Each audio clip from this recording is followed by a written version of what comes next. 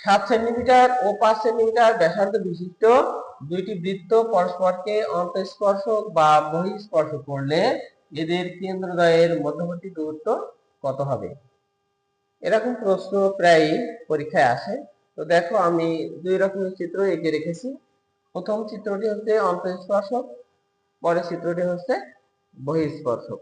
আমরা জানি দুইটি বৃত্ত পরস্পর অন্তঃস্পর্শ করলে এদের কেন্দ্রদ্বয়ের মধ্যবর্তী দূরত্ব হবে বৃত্ত দুইটির ব্যাসার্ধের অন্তরের সমান।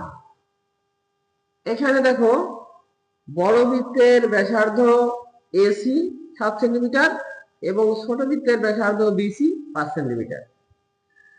এখানে বড় বৃত্তের কেন্দ্র A এবং ছোট বৃত্তের কেন্দ্র B, অর্থাৎ AB এর দূরত্ব বের করতে হবে। AB এর দূরত্ব বের করতে হলে আমাদেরকে AC থেকে BC বাদ দিতে হবে, অর্থাৎ বড় বৃত্তের ব্যাসার্ধ থেকে ছোট বৃত্তের ব্যাসার্ধ বাদ দিতে হবে।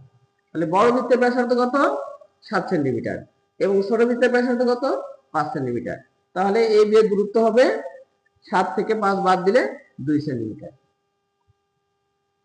এবার আসি, যদি বহিঃস্পর্শক হয় সেক্ষেত্রে বৃত্ত দুটির কেন্দ্রদ্বয়ের মধ্যবর্তী দূরত্ব কত হবে?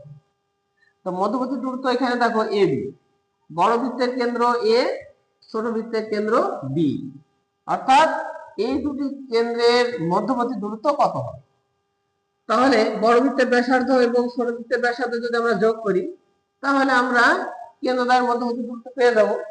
আমরা জানি যে দুইটি বৃত্ত পরস্পর বহিঃস্পর্শ করলে তাদের কেন্দ্রদ্বয়ের মধ্যবর্তী দূরত্ব হবে বৃত্ত দুইটির ব্যাসার্ধের সমষ্টির সমান, অর্থাৎ AB সমান হবে AC প্লাস BC।